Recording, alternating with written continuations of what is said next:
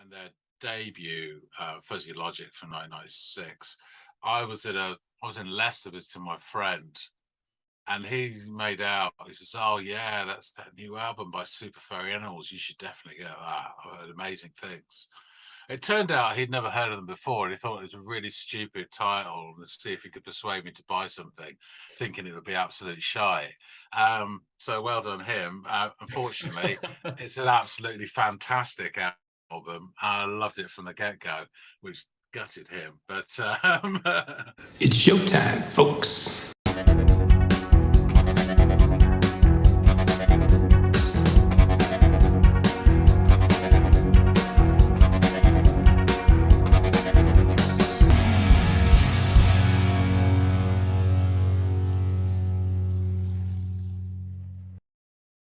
What's up, good people out there? And what's up, John? How are you, sir?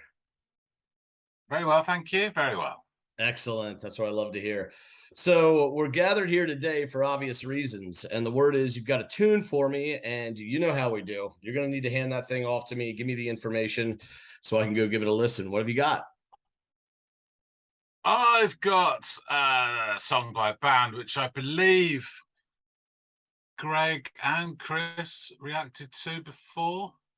I'm pretty sure it was both of them. The band is Super Furry Animals. Okay. Yeah, I've heard of them. I think I even remember that reaction. They did it some time ago, but I really don't know anything outside of that. What's the name of the track? Piccolo Snare. Oh, okay. Piccolo Snare. I love a good Piccolo Snare. Kind of high and tight. All right. Well, I will I'll go give it a listen and come back and let you know what I think.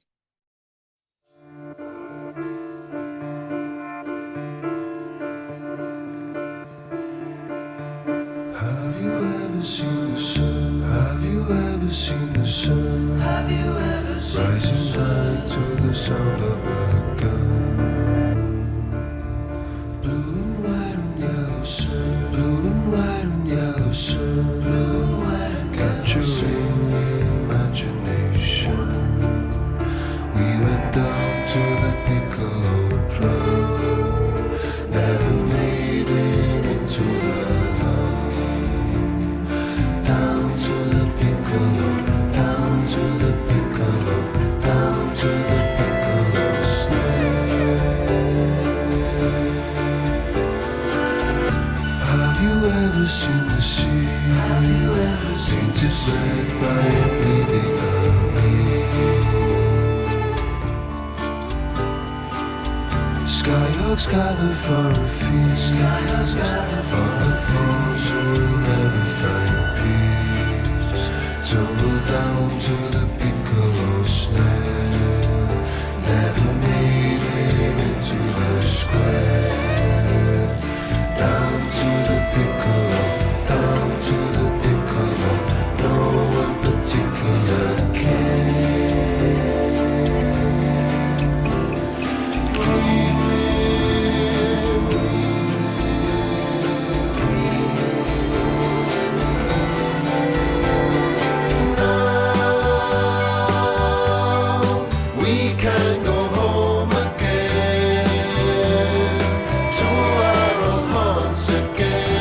As much as I liked that choral layering that was going on for the first portion of the song, there, I was wondering how long they were going to attempt to bleed that out. But yeah, I'm glad that it changed. It needed it. I liked the first part, but there's no way it could sustain, for what are we talking about? 6 minutes and 10 seconds? Like, get out of here. So excellent change and a smooth transition.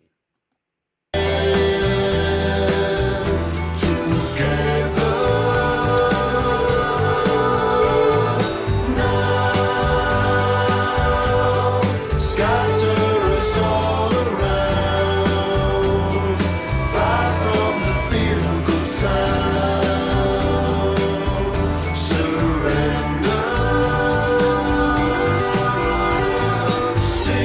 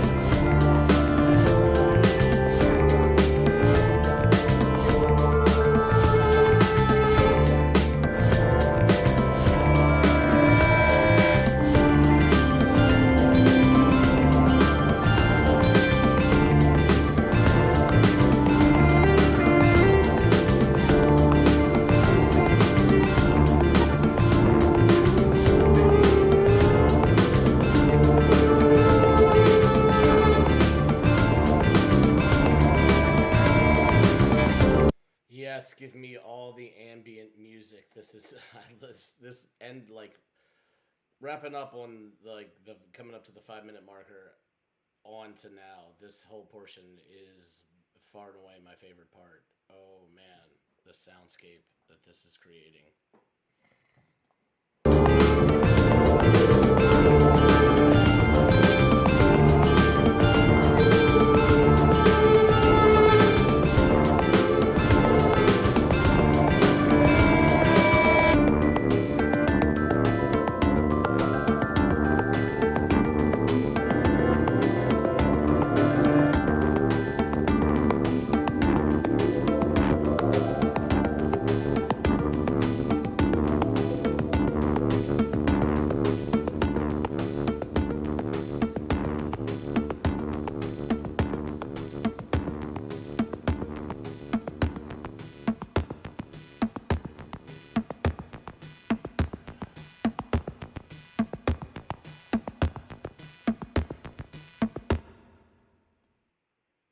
Now see that last what they introduced as what sounded like it would be the next portion of the song, but really ended up being kind of like the outro. I wish they had built on that and sustained that for a little bit longer because I loved that coming out of the other part that preceded it that I loved.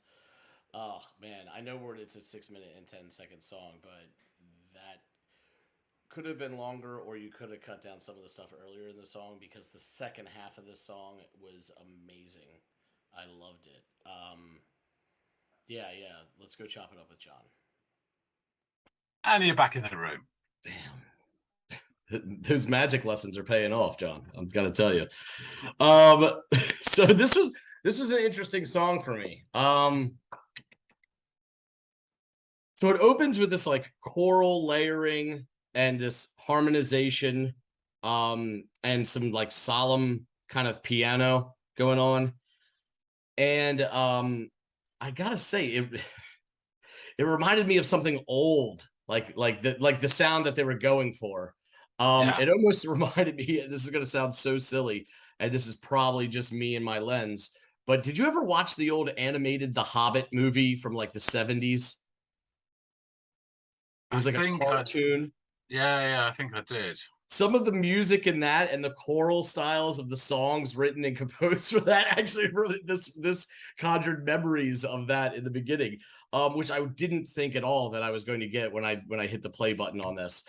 And then finally around the 145 marker or so, somewhere in there, the song shifts and opens up a little bit, almost like widening the sound a tad, but it still kind of retains the solemn nature of the mood of the track. And I thought that was really needed because I mean the first part was interesting, but if it went on for any more than 2 minutes, I might have started pulling my hair out. And it was at this point, I as this song grew, so did my affinity for it, because it was almost like a tale of two halves, where the second half of this song I just loved so much. There was this great almost, and look, I know the word twinkling applies to visuals, but the piano had this effect of twinkle to me. Like that's the word that came to mind when I heard it for some reason. And I really loved those keys in the background. And there was a lot of, I guess a term I would use would be like sonic nuance in for a lot of the ambient background stuff that's happening, and that stuff really gets me. Like I love that sound.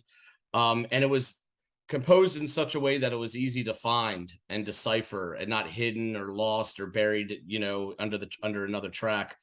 And there was at some point, there was like some auxiliary percussions being worked in. I don't know, it was like a rattle or maracas or something like that. But I really love that. That kind of stuck out to me.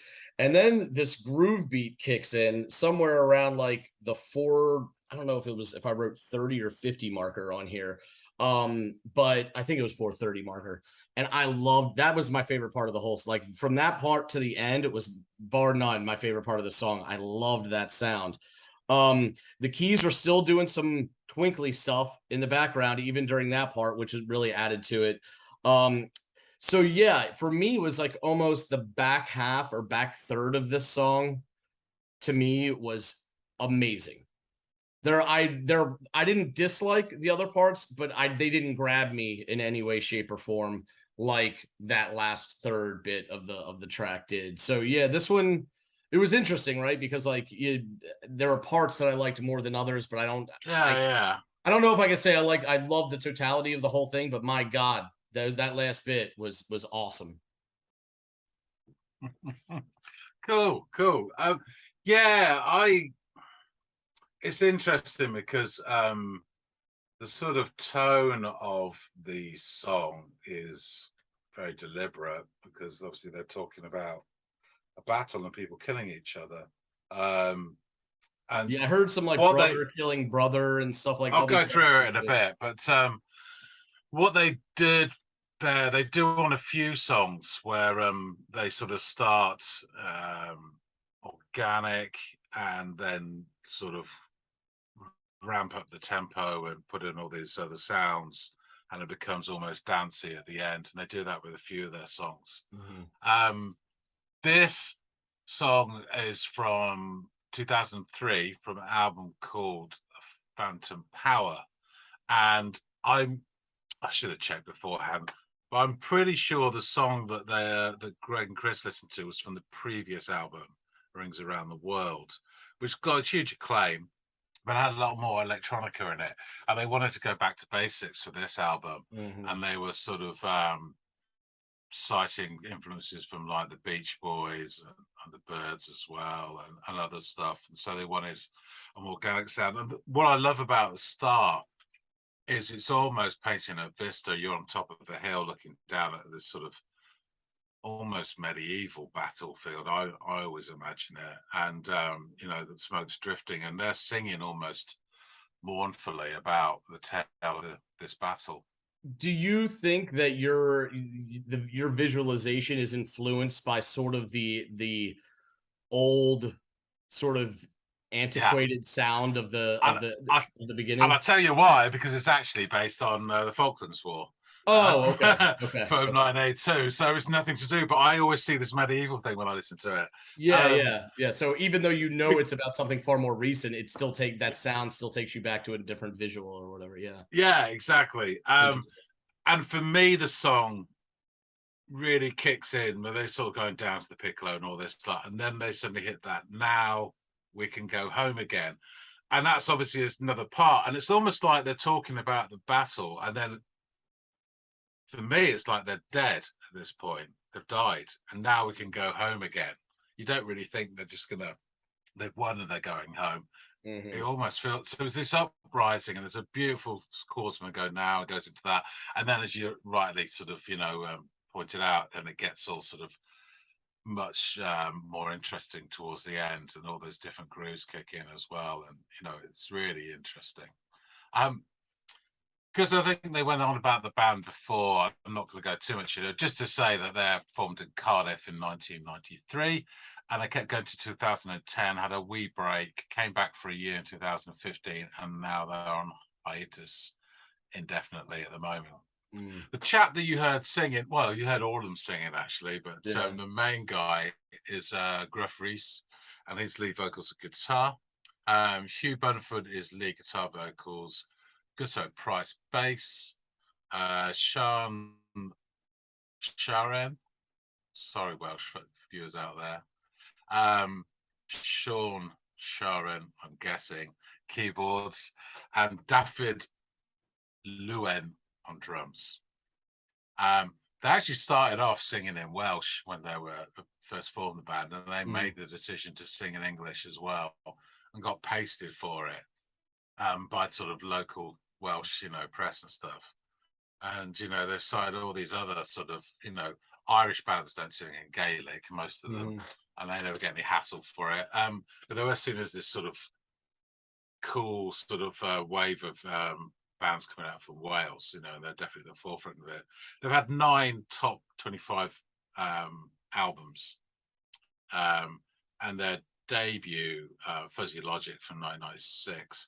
I was in Leicester visiting my friend, and he made out. He says, "Oh yeah, that's that new album by Super Furry Animals. You should definitely get that. I've heard amazing things."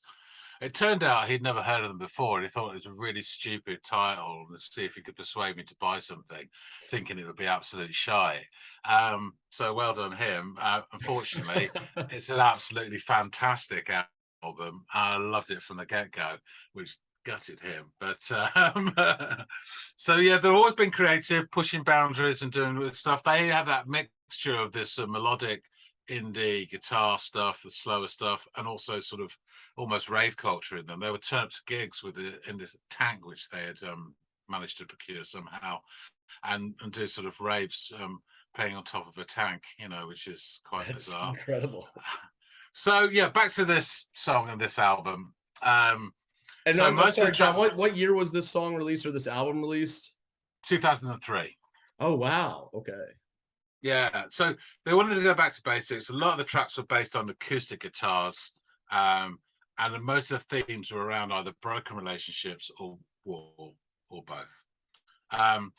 Basically, they said in an interview that they were knocking around, hold up, put together the album, and they were news junkies. So they had BBC News 24 on all the time. And that when they were doing it, it was the sort of second Iraq War going on, and it was just they just absorbed all these horrible images from the news channels.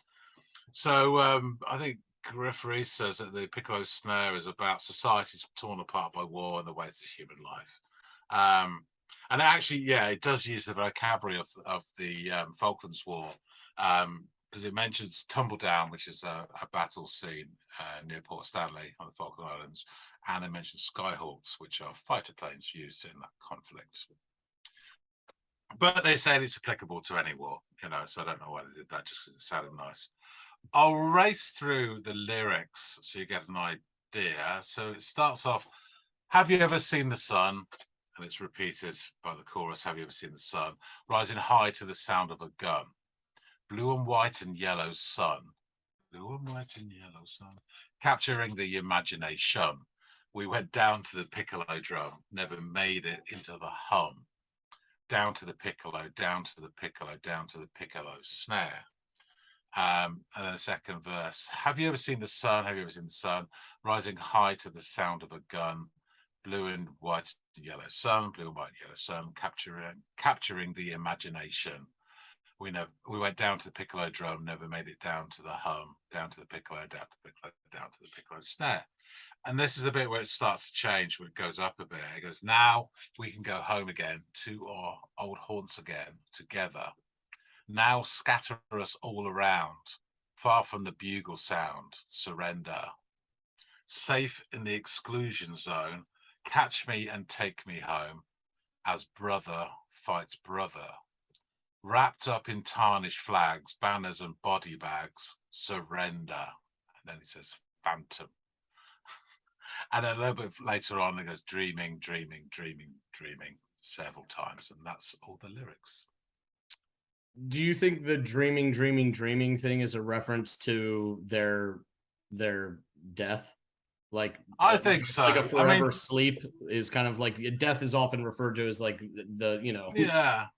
I mean, I say that bit which I really love when it says, now we can go home again, and it picks up to our haunts again. So you're thinking, oh, perhaps it's over together. Now scatter us all around, far from the bugle sound, surrender. And I'm thinking ashes, cremation, safe in the exclusion zone, catch me and take me home as brother fights brother, wrapped up in tarnished flags, banners and body bags, surrender. So yeah, I'm thinking they probably did make it out there, and it does have that ethereal quality to it. It's a little bit ghostly to it as well. Oh yeah, for sure. Yeah, and I think, you know, that bit as it picks up the tempo and goes towards the end, you know, I don't know if it's musically them going towards the tunnel of light. I don't know. Do you know what I mean? But it could be. Yeah.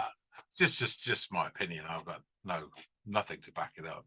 No, I love that. I mean, we've offered each other songs in the past where like the music is meant as a mechanism to sound like what the lyrics are speaking of, right? You know what I mean? Like it's like when you listen to classical music. Like there are no lyrics, so the music is supposed to embody these scenes that are occurring in the tale that's being told. And so, I mean, I don't think you're going out on a limb by coming to that conclusion based on the music sound and kind of where the song is at that point. Yeah, and I was thinking about Super Furry Animals.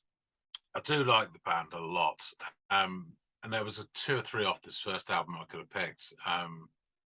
If You Don't Want Me to Destroy You is just an absolutely brilliant song, and Hometown Unicorn as well, and there's many others. And from subsequent albums, they got a bit more sort of raucousy indie, and then calmed down for this one. And I just thought this is probably a sort of song and sound that you wouldn't hear that often, and it's beautifully crafted. So I thought it's worth hunting it across to you and seeing what you make of it. No, absolutely. One thing that you can't argue, no matter like which part I like better than the other part, is how well composed the song is. I mean, there's a lot of moving parts in this tune, and it doesn't sound disjointed or like they just threw things together. I mean, this is really artfully done. So, I mean, and the lyrical content, having heard the story, that's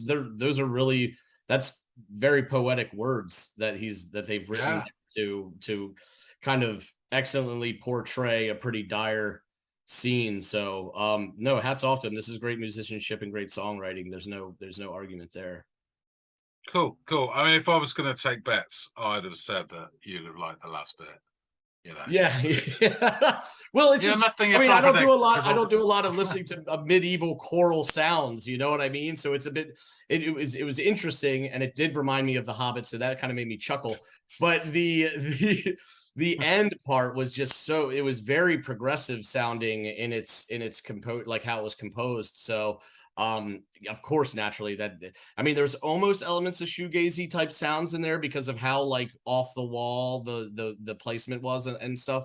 But there's also a proggy element to it too, and just all that stuff I really dug. So yeah, that's my cup of tea, as you would say. Excellent. Okay, Koki, shall I take us out? By all means, sir. Okay, grand. Well, thanks everybody for giving Super Furry Animals a shot. Hope you enjoyed it. Please let us know. Drop some comments. Tell me what you think is their best tracks. And if you like this, do click that like button. And if you haven't subscribed, please subscribe. Join the family. Come on in. No, it's not the Manson family. You'll be fine. That said, thanks again for watching, and we'll see all of you on the next episode of Into the Music. See ya.